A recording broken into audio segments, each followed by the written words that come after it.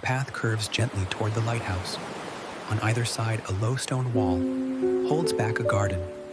And what a garden it is! Even in the fading light, you can see it is extraordinary. Roses, pale pink and deep cream, climbing the stone wall in long arching stems. Lavender in wide silvery rows, buzzing very softly with the last bees of the evening. Foxgloves standing tall and quiet like purple lanterns. And between them all, soft gray-green plants you cannot name but somehow recognize. Plants that belong to this particular cliff, this particular light, this particular evening. You reach the gate. It is wooden and weathered, and opens with a sound so gentle, it is barely a sound at all. Just a sigh, you step into the garden. The smell is extraordinary.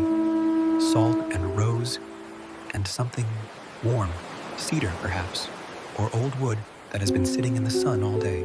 You stop for a moment and simply breathe it in. There is no hurry. There is nowhere else. Only this garden. Only this evening. Only this breath. The door to the lighthouse cottage opens before you reach it. A figure stands in the warm amber light of the doorway, the lighthouse keeper. She is older, 70 perhaps, or perhaps ageless in the way that people who live close to the sea sometimes are. Her hair is white and loosely pinned. Her face is deeply kind. She smiles at you, the way people smile when they have been genuinely glad to see someone, not politely, genuinely. You look tired, she says, not unkindly, simply observantly, the way a good doctor might, or a grandmother. Come in, she says. Everything can wait until morning, and you believe her completely. Inside the cottage is everything warm and low and quiet, a fire in a small stone hearth, bookshelves reaching to the ceiling, full and comfortable and slightly dusty, a wooden table with 2 chairs. On the table, a pot of tea, 2 cups, already poured, already the perfect temperature. You sit. The chair is exactly right. The tea is chamomile and honey and something floral you cannot identify. You wrap both hands around the cup, feel the warmth move through your palms, up your wrists, into your arms, into your shoulders, into the back of your neck. Every muscle you did not realize was holding tension, releasing, just slightly, just enough. The lighthouse keeper sits across from you. She does not speak immediately. She simply looks out the small window at the darkening sea, and you look with her. The light on the horizon has shifted from gold to deep rose. The first star has appeared, very faint, very still. I have kept this lighthouse for 40 years, she says eventually. Her voice is low and unhurried, and in 40 years, I have learned one thing above all others. She wraps her hands around her own cup. The sea does not worry about tomorrow. She pauses. It simply moves. Another pause, and rests. Another, and moves again. You feel something loosen in your chest. Some small knot you had forgotten was there. Releasing.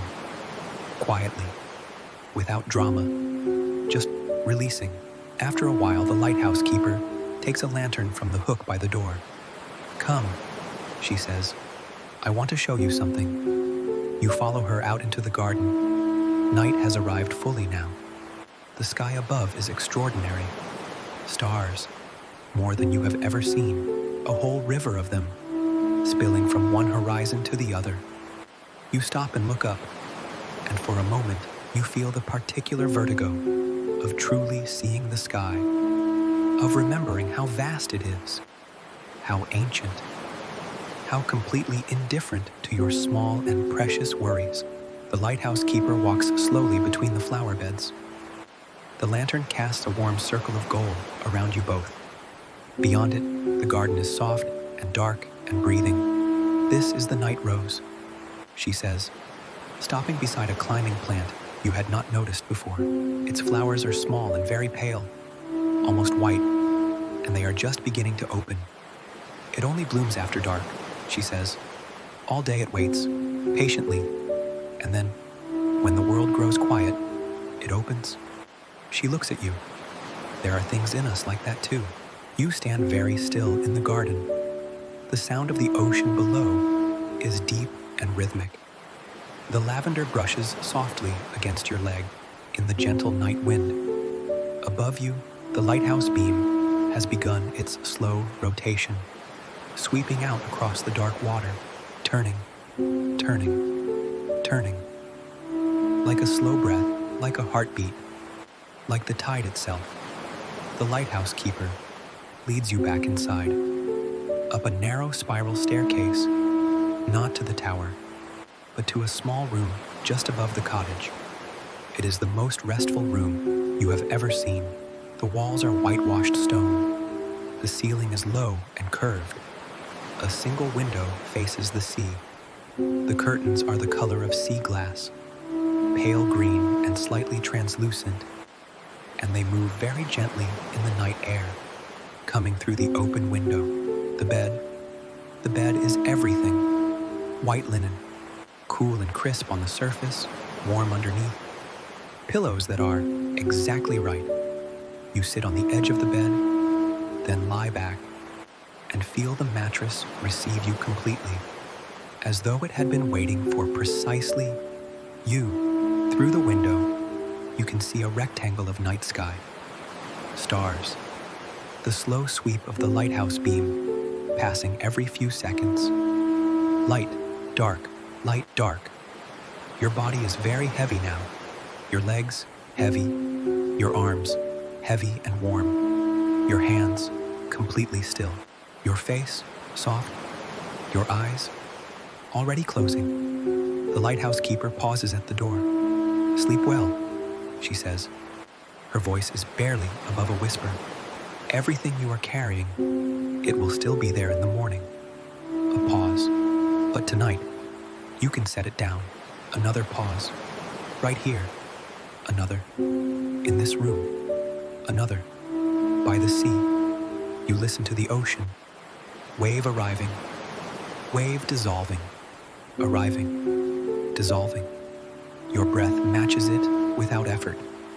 In, out, in, out. The lighthouse beam sweeps past the window. Light, dark, light, dark. Each time the light passes, you feel yourself sinking a little deeper into the warmth of the bed. Each time the dark returns, you let go of something small, something you no longer need to hold. You are not thinking now, not planning, not remembering. You are simply here, in this room, by this sea, under this sky full of ancient unhurried stars. The waves, the waves, the waves. Somewhere below in the garden, the night rose is fully open now, small and pale and perfect, blooming in the dark, just as it was always going to. You are safe, you are warm, you are held. The lighthouse beam, turning, turning. The ocean, breathing, breathing. Let go, let go.